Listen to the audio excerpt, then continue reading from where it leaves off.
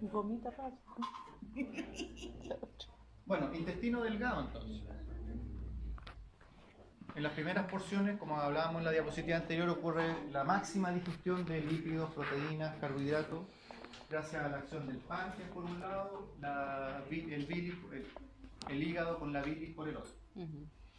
Entonces ahora la finalidad no solamente es degradar los nutrientes a sustancias más complejas, sino que ahora tenemos que absorberlos, que pasen al sistema circulatorio. Y en el duodeno tenemos entonces un epitelio especializado para la absorción de los nutrientes. Que es lo que hablamos de esta célula, el tejido intestinal está lleno de pliegues, tiene un borde en cepillo. Eso. Y en cada uno de esos bordes de cepillo están las vellosidades intestinales, que es un tejido que se compone principalmente de un epitelio muy delgado, que permita el paso por difusión simple o muchas veces facilitada por transporte de los nutrientes desde el lumen intestinal hacia los vasos sanguíneos. Como ustedes ven acá en la vellosidad intestinal tenemos capilares y tenemos un vaso linfático central, que es el quilífero, el vaso quilífero. ¿Y por qué los mencionamos? Porque carbohidratos y proteínas se absorben por el tracto circulatorio, por el sistema circulatorio, pero los lípidos entran por el sistema linfático. Y como luego el sistema linfático desemboca en el sistema circulatorio, ahí finalmente todo llega a la sangre.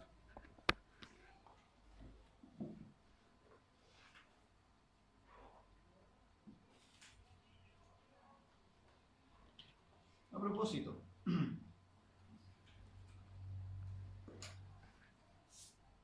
¿qué es un sistema porta? Porque... No, pero me hacen así ahí atrás como que fueran títeres. Porque, por ejemplo, al hígado hay un sistema porta que lleva los nutrientes, ¿cierto?, que son absorbidos a nivel del intestino. Y toda la circulación que viene desde el organismo pasa por el hígado y después se devuelve a la vena cava. Hay un sistema porta, pero hay otros sistemas porta en otras partes del organismo. En general, entonces, ¿qué es un sistema porta?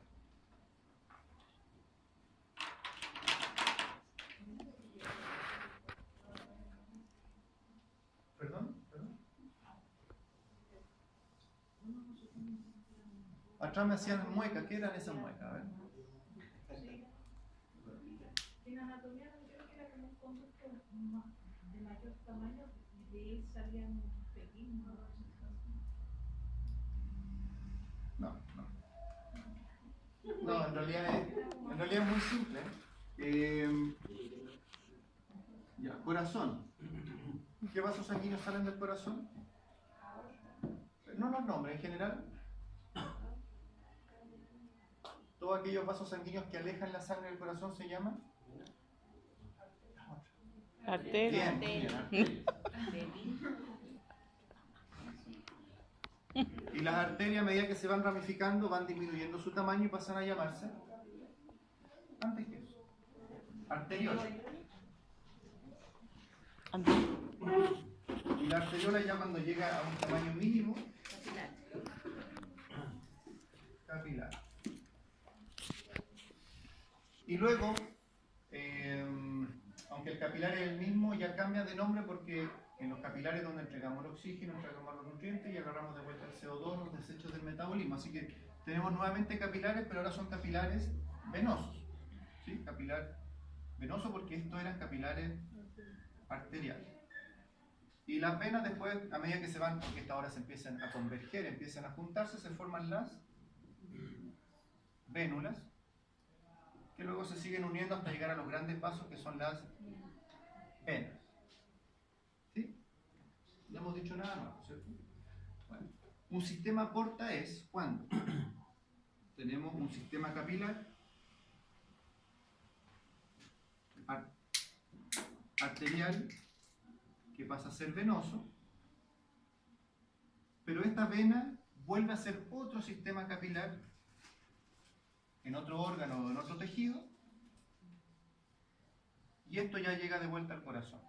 Es decir, un sistema porta es cuando hay un sistema capilar vena-vena. no arteria-vena como ocurre en el común de los capilares. Eso es, ¿no?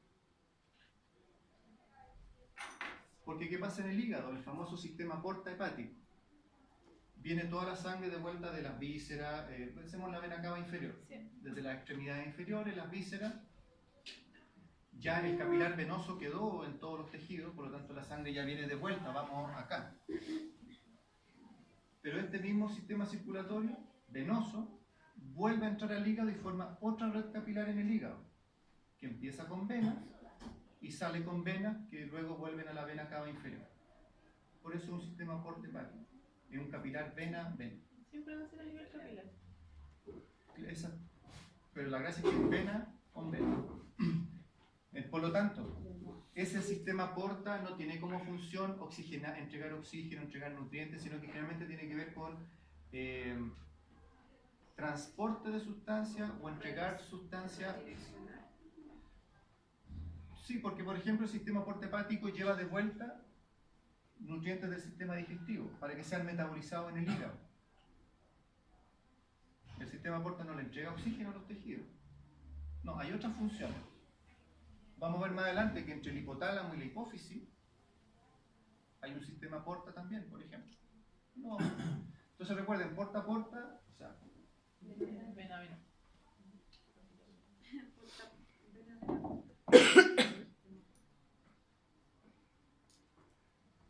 el intestino delgado entonces tiene sus dos primeras porciones dedicadas principalmente a la absorción de nutrientes, duodeno, yeyuno.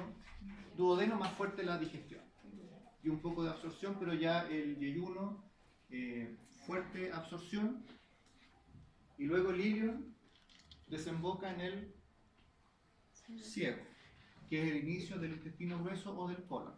Entre estas dos partes hay una compuerta. Ahora sí, una válvula que se llama válvula ileo-cecal, porque contacta el ilion con el ciego. ¿Por qué es importante que exista esta puerta, esta válvula que no permita el retroceso del contenido del colon al intestino delgado? Porque algo que caracteriza al colon, al ciego, al colon, es que ahí hay una alta población de microorganismos. Saprófitos, beneficiosos, que siempre debieran estar ahí, pero que no me es conveniente que pasen al intestino delgado. Tienen que mantenerse dentro de este ambiente. ¿Qué palabra ocupó? Saprófita, sí, pero en el fondo es la microbiota intestinal. ¿Sí? Recordando que ya lo de flora intestinal ya no se usa, está como... Saprófito, sí. No me la conocí. ¿Para qué sirve el colon? ¿Para qué sirve? Para inflamarse.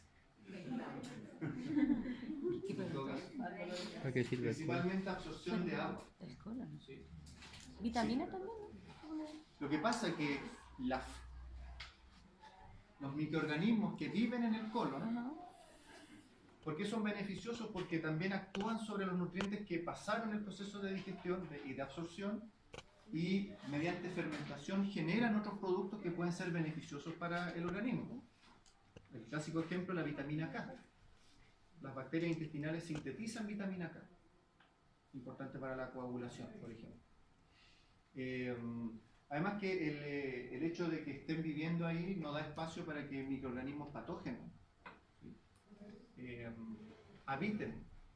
Por eso es muy importante el tratamiento de antibióticos prolongado, lo hablamos parece. Borramos toda esa población de microbiana. Tenemos que repoblarla. Y ahí hablamos de los prebióticos, los probióticos, en que en el fondo tomamos bacterias, millones de colonias de bacterias para volver a poblar. Comer caca. ¿Cómo? ¿Cómo? Comer caca. Pero Los obviamente animalitos. A ver, desarrolle más la idea. Por favor. es que hay algunas personas donde le hacen como el tratamiento de comer su propia caca o la de alguien más para como repoblar esa flora con la Pero flora un de otra changuito, persona. Reconozco, nunca lo había escuchado. Ahora, nada me extraña, digamos. No, pero es que obviamente que es con todo un proceso, pues se lava y todo, pero lo hacen como directo como al estómago, o directo sea, al colon. Si tiene sentido, digamos. tiene sentido. Pero ahora se han desarrollado comercialmente un montón de productos. No es necesario llegar a eso. Claro. Ahora, la coprofagia que es comer fecas, eso existe y eso uno lo ve en los animales.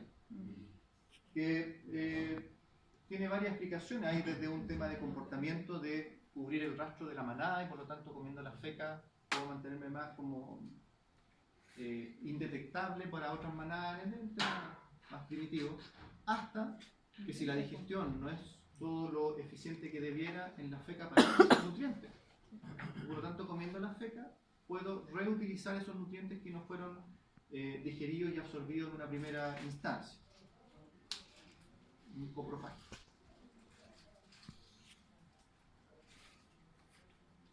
Puede ser, ¿no? Si Pero todo... es que era más como local, no es que traes un mojón. Sí, hay un procesamiento de eso, sí. Creo que se hace como directamente donde está toda la flora intestinal. Ah, o sea, ni siquiera se come. No, si es como pasas todo el... porque si no en el estómago se Sí. moriría muchas bacterias, entonces como que lo pasan casi directo. Creo que con colonoscopia puede ser. También, Sí. pero también por la... Sí, yo había escuchado eso. Voy a buscarlo, ¿no? Porque primera vez que lo escucho. Principal función del colon entonces es absorción de agua. Recordemos, todos los nutrientes que no son absorbidos captan agua, arrastran agua. Ese es un poco el fundamento del consumo de fibra en la alimentación. Un alimento que es más acuoso tiene un contenido gastrointestinal con mayor cantidad de agua facilita el tránsito intestinal.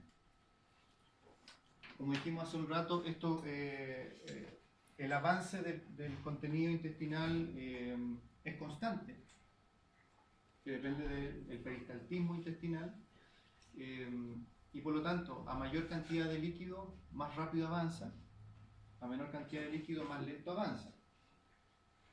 En el colon es donde ocurre una gran absorción de agua, primero porque no olvidemos, somos 70% de agua, así que todo mecanismo que nos ayude a perder la menor cantidad de agua posible, bienvenido a ser. Porque si no pasaríamos siempre, nuestro contenido fecal siempre sería tipo diarrea, porque la diarrea no es más que un contenido fecal con mucha agua. Por lo tanto, el tránsito intestinal se va absorbiendo agua en el colon y claramente cada vez se va haciendo un poco más lento porque al ir absorbiéndose el agua, el tránsito se hace más lento.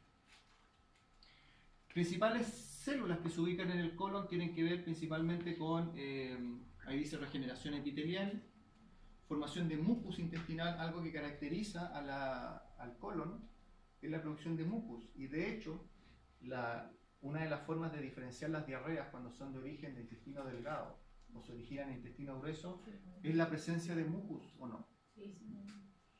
Además hay inmunidad intestinal, que en este caso si estamos soportando una alta carga de microorganismos, tenemos que tener mecanismos de inmunidad que mantengan eso bien controlado. ¿Sí? Y las células de Brunner, que en general secretan bicarbonato también para alcalinización. Funciones nuevamente, reabsorción de agua y electrolitos, almacenamiento fecal, pero por un ratito nomás, ¿sí? Y fermentación. Recuerden que la fermentación es una reacción química que se caracteriza por la acción de microorganismos, en que actúan sobre un sustrato, los nutrientes, y generan productos que en muchos casos son beneficiosos para el organismo. Generalmente ocurre en ausencia de oxígeno, la fermentación ocurre en ausencia de oxígeno, y además se caracteriza por liberación de gases. ¿Sí? Sí.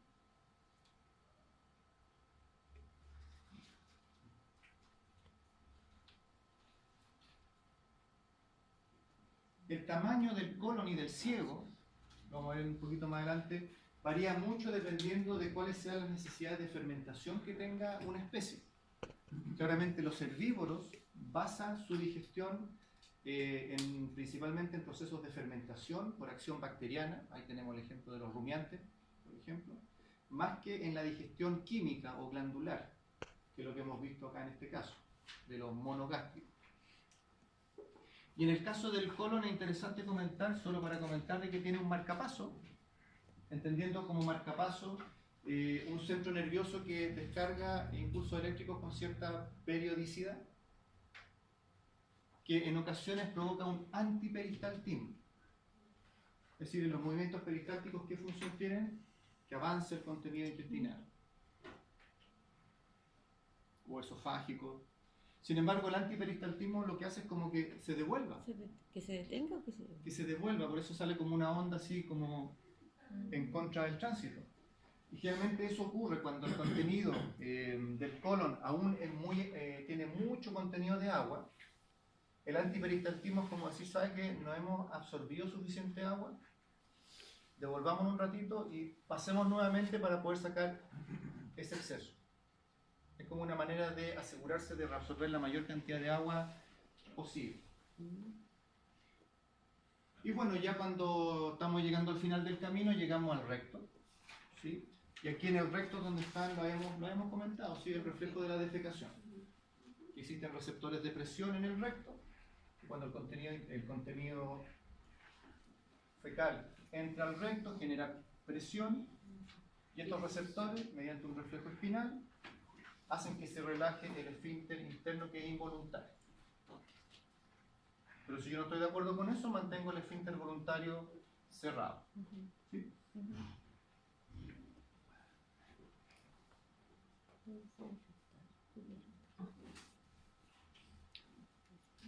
Recordar entonces que el control del esfínter interno involuntario está en manos del sistema nervioso autónomo, principalmente el parasimpático, que se acuerdan, relaja el esfínter, pero el otro es el sistema nervioso somático.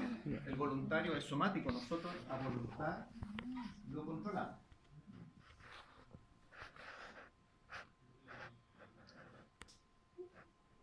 Lo habíamos comentado, pero ¿cómo va cambiando el nombre del contenido del tubo digestivo?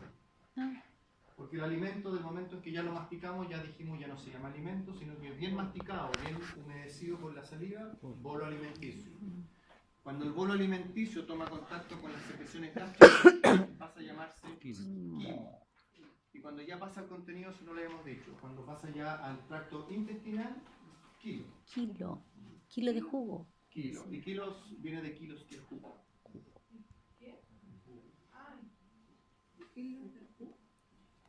En latín significa jugo. Chao. ¿Qué onda? Pasó tío.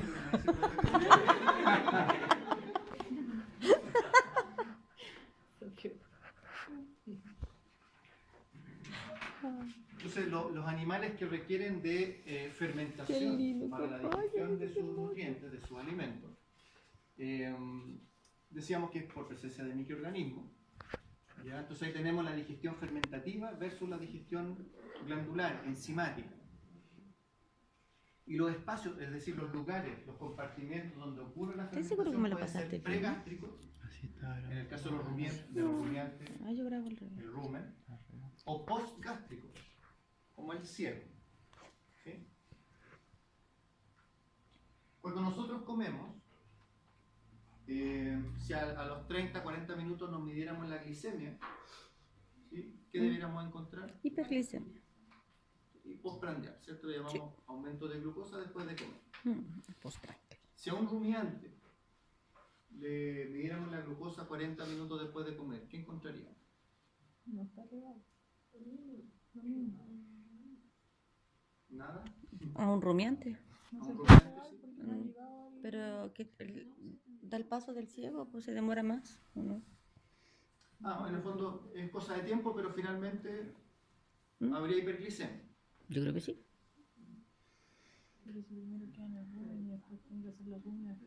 Por eso dije que se demora más, pero en algún momento tiene. Como en la mañana, ron en la tarde y la tarde absorbe. Porque ¿cuál es el producto de la acción de los microorganismos sobre en este caso, el material vegetal? De la fermentación. ¿Qué se ¿Con la forma? celulosa? Producen glucosa. No, pues no se ve la celulosa. Mucho. Ya la degradación de la celulosa, por ejemplo, ¿qué produce? Monosacárido, pues no, la idea es llegar a los monosacáridos para que se absorba en el estómago glandular.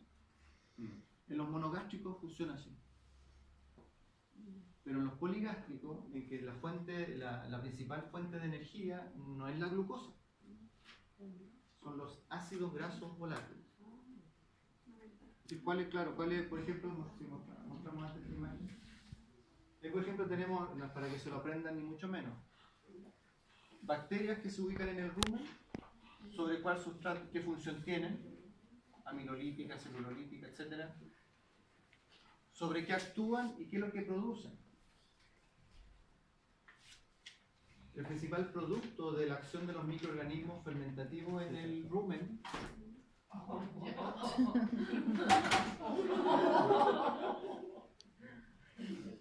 son los ácidos grasos volátiles. Los más comunes, los más conocidos, los más abundantes, el ácido acético, el ácido propiónico, el ácido butírico. Y por lo tanto, la principal fuente de energía de un rumiante son los ácidos grasos volátiles, no es la glucosa. No es la glucosa.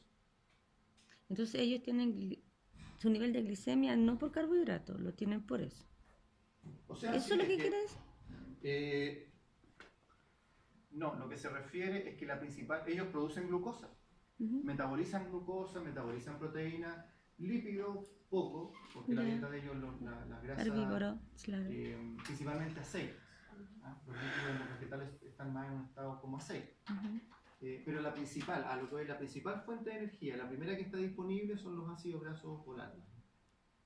Bueno, y claramente, como dijimos, y producto de esta fermentación, además de estos ácidos grasos, se produce agua, se produce CO2, se produce gases como el metano, por ejemplo. Lo conversábamos, ¿no? Que uno de los principales gases invernaderos es el metano que proviene de los animales. Entonces aquí tenemos, por eso ponemos glucosa versus ácidos grasos volátiles. En los monogástricos, claro. Lo que pasa es que en los monogástricos no es que solo aumente la glucosa en la sangre. También aumentan las proteínas, todo lo que se absorbe, aumentan también los lípidos. Pero la principal fuente de energía que utiliza la célula en el monogástrico es la glucosa. Por lo tanto, la insulina para este tipo de animales no es un tema. Porque los ácidos grasos volátiles, del momento que son lípidos, son ácidos grasos, difunden fácilmente por las membranas plasmáticas de las células, que también están hechas de lípidos. No estamos diciendo que no tengan insulina ni que no ocupen la glucosa, pero no es la principal fuente de energía. ¿Okay? A eso nos enfocamos. ¿Okay? Y la imagen que nos saltamos es que si diferenciáramos el tubo digestivo de un herbívoro y un carnívoro, las principales diferencias estarían en el gran desarrollo del ciego y también del colon. Y ojo que los carnívoros tienen un intestino delgado mucho más corto que los herbívoros, además.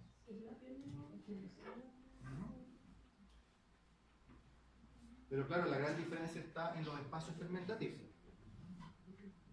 Ciego y colon, donde están los microorganismos.